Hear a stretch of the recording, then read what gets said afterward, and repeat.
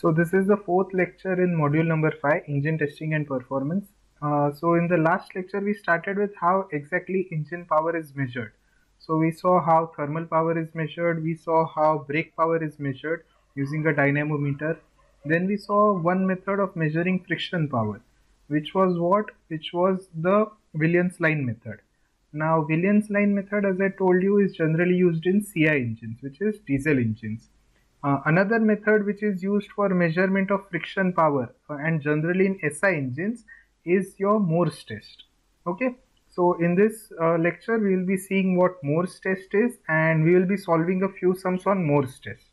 Okay, so basically Morse test is just another method which is used to measure the frictional power. See, using this method we can measure both the frictional power and we can measure the indicated power of the engine also.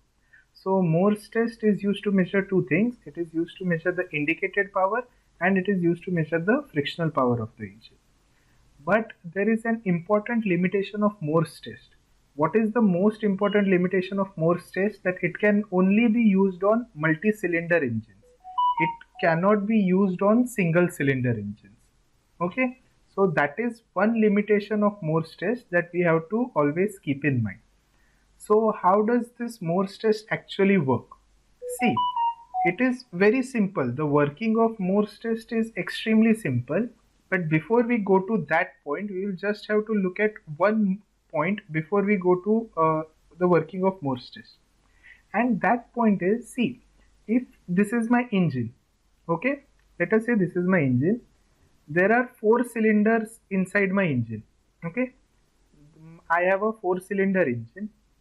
Now imagine for some reason, before that, okay, I will just draw it over here. Just 1 minute. Yeah, okay. Over here we can see. See, this is my 4-cylinder engine. Okay, so this is my 4-cylinder engine. This rope thing that you see over here, this thing that you see over here is also a type of dynamometer. This is known as a rope brake dynamometer. Okay, this is a rope brake dynamometer. We will be seeing these different types of dynamometers in the next lecture, but this is also used to measure the brake power of the engine. So what do you have to remember? See, these are my 4 cylinders. See, this is spark plug. If ignition is taking place in each engine, see, ignition is taking place in this cylinder, this cylinder, this cylinder and this cylinder, turn by turn. Whenever its turn comes, ignition is taking place in this cylinder, and what is being generated because of that ignition? Because of that ignition, indicated power is being generated, right? Imagine that there are 4 cylinders. There will be some amount of power generated in each cylinder, right? Now that power generated in each cylinder will be approximately equal but not exactly equal. There will be some problems. It is possible that in this cylinder there is some damage to the piston head. In this cylinder there is some damage to the piston rings. Because of that, the amount of power developed in each cylinder might be a little bit different, but it will be approximately equal. But when is that power developed? That power is developed only after the ignition takes place. After the ignition takes place, indicated power is generated inside the cylinder. But even if ignition does not take place, even if, imagine for some reason that this spark plug is faulty, okay, this spark plug is not burning, and because of that there is no indicated power being generated in this cylinder. Okay, indicated power is not being generated, but even then the piston is going to move up and down. These piston rings are going to rub with the cylinder walls. This crankshaft is going to rub with the connecting rod. So there will be frictional losses here. Even though this cylinder is not producing power, there will be frictional losses. Thus, each cylinder has its own indicated power and has its own frictional power losses. Okay, this is the important point that I want you to understand, that each cylinder develops its own indicated power. This cylinder is developing its own indicated power, this cylinder is developing its own, this is developing its own, this is developing its own. and each cylinder has its own frictional power. Okay, each cylinder has its own frictional power. If combustion takes place inside the engine, then indicated power is developed. If combustion does not take place, then indicated power is not developed. But frictional losses always take place, even if there is combustion or there is no combustion. Frictional losses will always take place. Okay, so this is the thing that I want you to keep in mind. Okay, so keeping this in mind, we will see what Morse test is. In Morse test, what we do, initially we start the engine, we let it come to a steady speed. Okay, whatever that speed may be, let us say for currently we bring it to a speed of 2000 rpm. Okay, we use some kind of a sensor, we use a tachometer and increase the engine velocity till it comes to a speed of 2000 rpm. What do we do? In this case, all the cylinders are operating. Initially all cylinders are operating. We measure the output of the engine using this dynamometer, rope brake dynamometer. That output measured is your brake power total. Why total? Because all four cylinders are working. That is why that is brake power total. This is the total power which is produced by the engine. This is the brake power produced by the engine when all the four cylinders are operating. Okay. After we have measured the brake power when all the cylinders are working, the next thing that we do is we turn off one of the cylinders. Okay, there is a switch. See, whenever you are doing Morse test, in the Morse test setup, there is kind of this switchboard with you. It will have switches equal to the number of cylinders. So if you have 4 cylinders, there will be 4 switches. When you turn this switch off, that particular cylinder gets deactivated. Okay, how does it get deactivated? There are two methods of deactivating the cylinder. In one method, what you can do, you can stop the injection of fuel. Okay, you can, if you are, this is a direct injection method system, it is a fuel injection engine, then you can stop the injection of fuel into this cylinder. Or else, in case of general SI engines, what we do, we deactivate this spark plug. Because this spark plug is deactivated, there is no power produced in this cylinder. Okay, so what do we do? First, initially, I will just repeat once. Initially, what we do, initially all the cylinders are working, or 4 cylinders are working, and we measure the brake output at a specific speed. Okay, specific RPM, say 2000 RPM, the brake power is say 80 kilowatt. Okay, so this is your first reading. Then what you do, the next step you do is you deactivate the first cylinder. Okay, I deactivated this first cylinder. As soon as I deactivate this cylinder, what is going to happen? There will be no combustion inside this cylinder. Because there is no combustion inside this cylinder, there will be no indicated power developed inside this cylinder. Because there is no indicated power developed inside this cylinder, what is going to happen? The overall power of the engine is going to reduce. And because the overall power of the engine reduces, the engine speed will also reduce. Why? Because the power has reduced, but the dynamometer load is same. Na? We haven't changed the dynamometer load. Because of that, the engine speed will reduce. Then what do? Then we go on reducing the dynamometer load. Okay, we slowly reduce the dynamometer load. And by reducing the dynamometer load, we are increasing the velocity of the engine. See, you know now, power is what? Torque into omega. So what are we doing? We are reducing the torque. We are reducing the applied torque on the engine, and because of that, what happens? Angular velocity of the engine goes on increasing. So what do? We first deactivate this spark plug.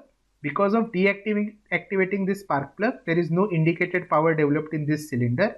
Because of that, suddenly the engine RPM reduces. What do? We reduce the torque applied on the engine and we increase the velocity of the engine. We increase the angular velocity or RPM of the engine till it reaches the old value.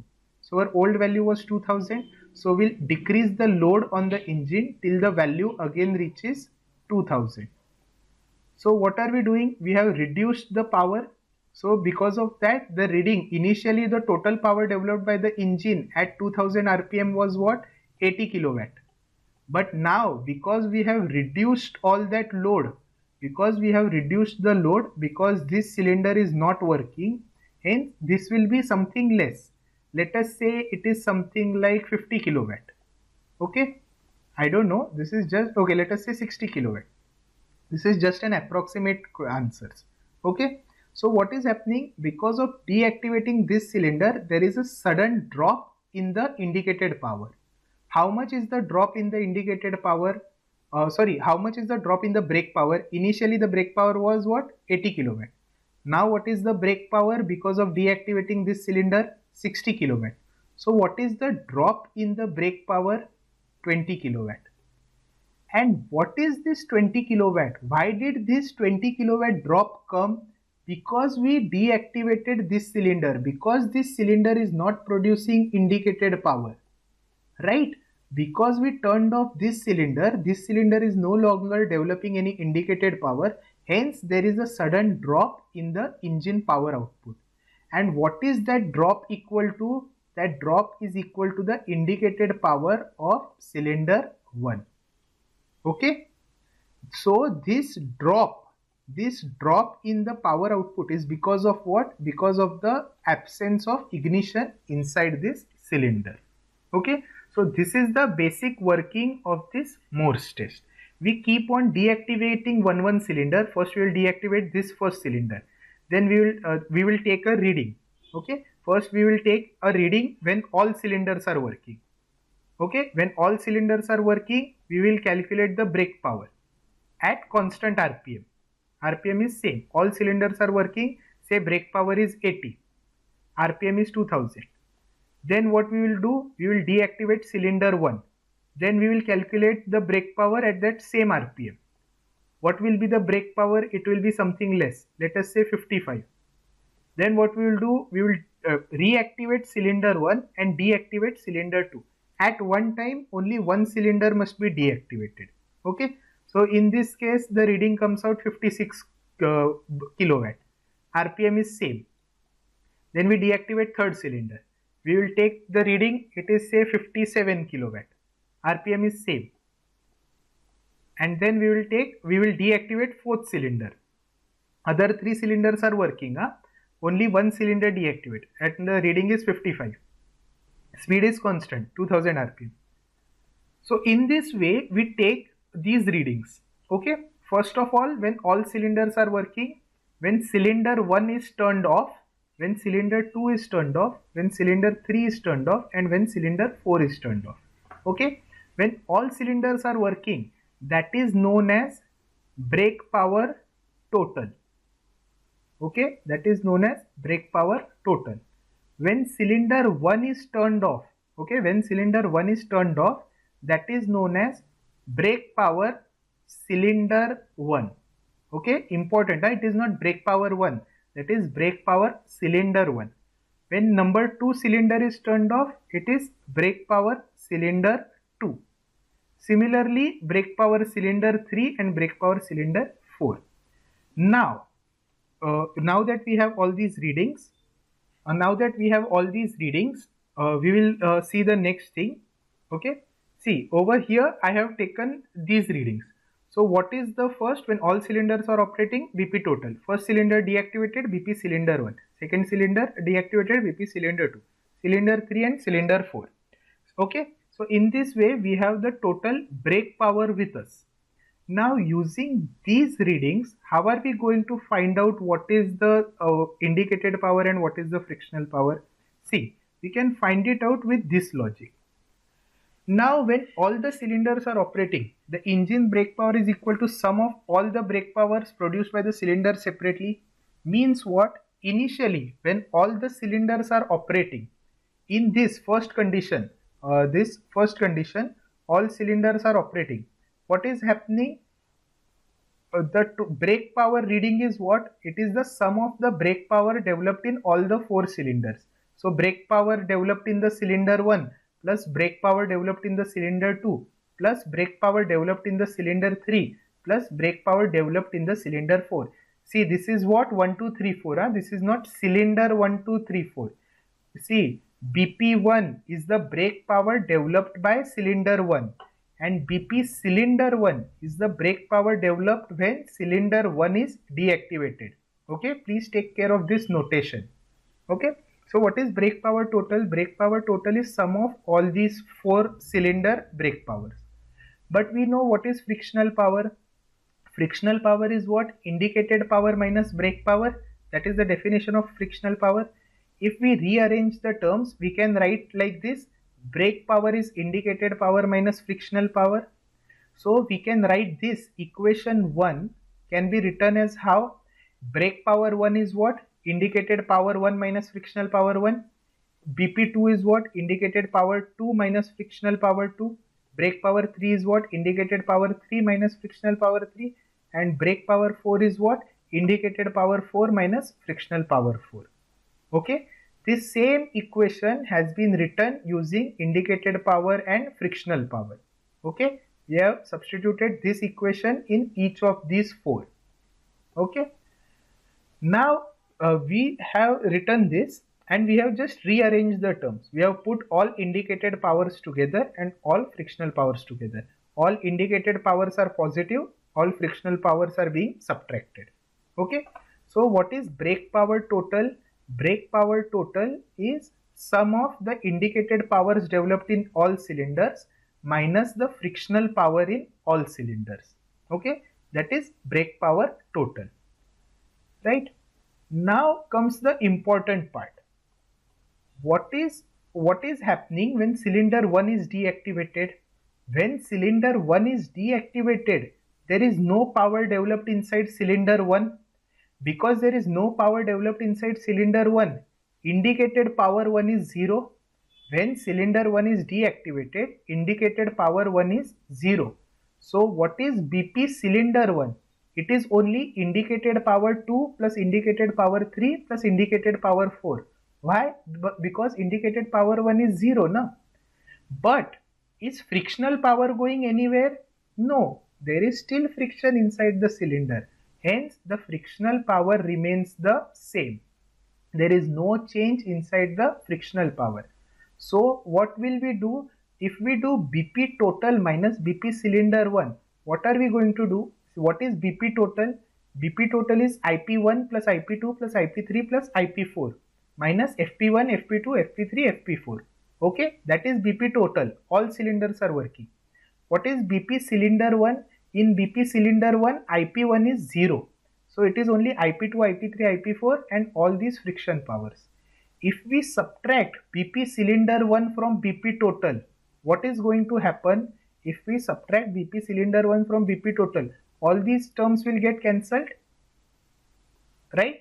They are subtracting na? IP2 minus IP2, IP3 minus IP3, IP4 minus IP4. All these friction powers will also get cancelled. Minus FP1, minus minus plus FP1, minus FP2, minus minus plus FP2. Okay, so all these terms will get cancelled. What is the only thing remaining? Indicated power 1. Okay, so by doing BP total minus BP cylinder 1, we will get the value of the indicated power developed inside cylinder 1. Okay, so what is BP cylinder 1? It is the brake power when cylinder 1 is deactivated. What is IP1? IP1 is the indicated power developed inside the cylinder number 1. So similarly, using this logic, we can also do this for the other cylinders. So what is this? What do we get? IP2 is what? BP total minus BP cylinder 2. IP3 is what? BP total minus BP cylinder 3. And IP4 is what? BP total minus BP cylinder 4. Okay. And to find the total indicated power of the engine, what are we going to do? We are going to add up the indicated powers of all the cylinders. That is what? IP1 plus IP2 plus IP3 plus IP4. In this way, we got the total indicated power. If we know the total indicated power and we know the total brake power, okay, we know the total indicated power and we know the total brake power, then by subtracting the total brake power from total indicated power, we will get the total frictional power. Okay, you got it? So this is how we can use Morse test in Morse test, what are we doing? We are turn by turn, we are switching off one cylinder. By switching off that cylinder, there is suddenly a subtraction of indicated power of that cylinder. By finding the difference between the total brake power and the brake power when cylinder 1 was deactivated, we find the indicated power of that cylinder. And we do this for all cylinders. Then we sum total all the 4 different indicated powers and we get the total indicated power. Okay. Now this is okay if we have only 4 cylinders, right? We could do all this calculation. But if we have say 10 cylinders, 20 cylinders, 30 cylinders, what are we going to do? So this is a simple formula. Okay. It is just what, see, every time what are we doing? What is IP1? BP total minus BP cylinder 1. What is IP2? BP total minus BP cylinder 2. Similarly, IP3 is what? BP total minus BP cylinder 3 and BP total minus BP cylinder 4. So what is BP total is being added how many times? 4 times. So that is what we have written over here. Indicated power total is what? Number of cylinders into BP total. 4 cylinders, hence 4 times BP total. Minus summation of all the BP cylinders. So subtracting all this, minus BP cylinder 1, minus BP cylinder 2, minus BP cylinder 3 and minus BP cylinder 4. That is how you get indicated power total. And from indicated power total and brake power total, you get friction power. So this is how Morse test is used to determine the indicated power and friction power of the engine. It is generally used for an SI engine. Okay. So in this video, I will be taking one example of this Morse test. So through this example, you will understand exactly what is happening. And in the next video also, I will take one more example because Morse test is more possible in your exam. That is why I will be taking 2 examples. So in this example, see what they have given us in a test on 4-cylinder, 4-stroke petrol engine. So it is a 4-cylinder, 4-stroke engine with a bore of 75 mm and a stroke of 100 mm. So D is equal to 0.75 meters and capital L is equal to 0.1 meter. Sorry, 0.075 meter and 0.1 meter. The following results were obtained at a fixed throttle, okay, with a fuel supply of 4.92 kg per hour.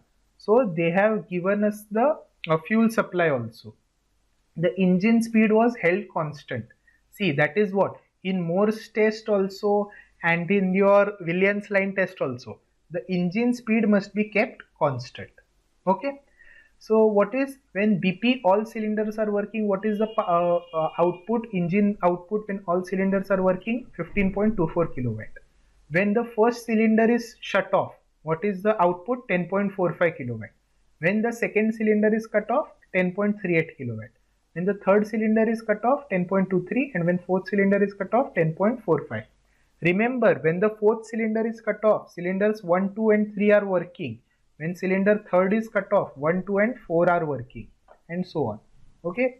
They have given us the calorific value of the fuel, 44 megajoule per kg. They have given us the clearance volume of each cylinder. Okay. There are 4 cylinders. What is the clearance volume of any one cylinder? 115 cc. And ratio of heat capacities, that is gamma. They have given gamma is 1.4. They have asked us to calculate what all? They have asked us to calculate indicated power of each cylinder and of the engine. So they are asking us to calculate IP1, IP2, IP3, IP4 and IP total.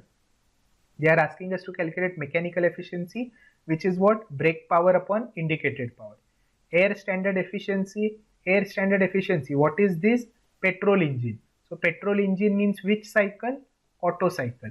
What is the air standard efficiency formula for Otto cycle? Eta is equal to 1 minus 1 upon R raised to gamma minus 1. Okay, air standard efficiency. Brake thermal efficiency, you can find out brake power upon thermal power. What is thermal power? Thermal power is mass flow rate of fuel into calorific value. They have given mass flow rate of fuel, it is in per hour. We can divide it by 3600 to get per second. And they have given us calorific value, right? Similarly, indicated thermal efficiency can be found out. We will be calculating indicated power of the engine, so we will be able to find out indicated thermal efficiency. And they have asked us to calculate BSFC. What is BSFC? BSFC is mass flow rate of fuel divided by brake power. And mass flow rate of fuel should be what? Kg per hour. And brake power should be what? Kilowatt. So this thing we can find directly. See, they have given us 4.92 kg per hour and 15.24 kilowatt. Subtract this, divide 4.92 by 15.24 and you will get your BSFC. Okay, we will look at this one by one. Okay, so first of all, we have to find indicated power of each cylinder. Okay, this is all the given data.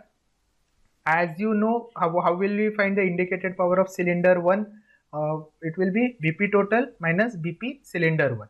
Okay, BP total minus BP cylinder 1 will give you the indicated power which is developed inside the cylinder 1. Similarly, for IP2, this formula you will get indicated power inside cylinder 2. Okay, so we will get each of these indicated powers by using these formulas. Okay, and what is IP total? IP total is the sum addition of all these 4 separate indicated powers. Because there are 4 cylinders, we will be adding all these 4 and we will get the total indicated power of the engine. Okay, so the first part of the sum is done. What is mechanical efficiency? Mechanical efficiency is brake power upon indicated power. They have given us the total brake power. Total brake power when all cylinders are working is what? 15.24 kilowatt. What is the indicated power total? 19.45 kilowatt. So dividing BP by IP, we get mechanical efficiency. What is air standard efficiency? As I just said, because this is a petrol engine, it is working on Otto cycle. So air standard efficiency is what? 1 minus 1 upon R raised to gamma minus 1. We know the value of gamma. What is gamma? 1.4. Do we know the value of R? R is what? Compression ratio. Compression ratio is what? Vc plus Vs upon Vc. Well, we can find it out. How are we going to find out? See, what have they given us? They have given us the bore and they have given us the stroke. From this, we can find out the swept volume of one cylinder. Swept volume of one cylinder is what? Pi by 4 d square into L. This is the swept volume of one cylinder. Then they have given us the clearance volume of each cylinder. So we have the swept volume of one cylinder. We have the clearance volume of one cylinder. We can use the formula Vs plus Vc upon Vc, and that will be our compression ratio. So that is what I have done over here. This is our Vs, pi by 4 d square into L. That is swept volume for one cylinder, which comes out to be 4.418 into 10 raised to minus 4 meter cube. Compression ratio is what? Vc plus Vs upon Vc. They have given us the clearance volume of one cylinder. So I have substituted it directly over here. See, now some of you might ask that why haven't we done the compression ratio of the entire engine? Okay, you can do the compression ratio of the entire engine also. But what are you going to do? They have told us what? That 1.15 cc is what? Clearance volume of one cylinder. So if there are 4 cylinders, what are you going to do? Multiply this by 4. Multiply this denominator by 4. And this is the swept volume of one cylinder. This is the swept volume of one cylinder. What will be the swept volume of the total engine? This multiplied by 4. So rather than multiplying everything by 4, see there is plus over here. So it will be what? This into 4 divided by this into 4. Okay, so this will get cancelled out. So even if you find the compression ratio of a single cylinder, that is always equal to the compression ratio of the engine. Okay, so our compression ratio comes out to be 4.842. Substituting this value in R and we get this equation. Air standard efficiency is what? 1 minus 1 upon R raised to gamma minus 1. And we get the air standard efficiency as 46.78%. Okay. What is the next thing that they have asked us? Brake thermal efficiency. As I told you, what is brake thermal efficiency? Brake power upon thermal power. What is thermal power? Thermal power is mass flow rate of fuel into calorific value. So I have taken mass flow rate of fuel. Okay. So what is this mass flow rate of fuel? This is per second. Okay. This is per second. Okay, so how did I get this per second? See over here. Here what I have done, I have converted kg per hour into kg per minute. What did I do? Divide this by 60. On dividing this by 60 we get kg per minute, and on dividing kg per minute by 60 we get kg per second. Okay, so that is what I have done over here. So we have mass flow rate in kg per second. This is kg per second mass flow rate. Multiplying by the calorific value, we get this many watt, this much kilowatt. So 60.133 is the kilowatt. What is the brake power? 15.24. They have given to us brake power total. So what is brake thermal efficiency? Brake power upon thermal power, which is how much? 25.34%. Similarly, indicated thermal efficiency, I am sorry, it should be IP over here. There is a mistake. It should be indicated thermal efficiency is indicated power upon thermal power. We just found out the total indicated power, right? Over here, we found out the indicated power 19.45 kilowatt. Substituting it over here, this is wrong. This should be IP. Indicated thermal efficiency is IP upon TP. So 19.45 divided by 60.133, which is 32.34%. And what is brake specific fuel consumption? Mass flow rate of fuel in kg per hour divided by brake power in kilowatt. Both these terms are directly given to us. We get the BSFC. So in this way, you can use Morse test to find out the indicated power and frictional power of the engine. And by knowing the indicated power and frictional power of the engine, you can find so many things. Okay. Why are all these things important? I again repeat, because these things are necessary to determine how good an engine actually is, whether that engine is going to satisfy our required conditions or not. That is why we are doing this Morse test. Okay, so this is the first example. I will be taking two more examples which I will be taking in the next lecture. If you have any doubts, please go through this PPT again. See, I have tried to explain it. I have written each and every steps. If you still have doubts, you can always contact me. There is no problem about that. Okay, thank you.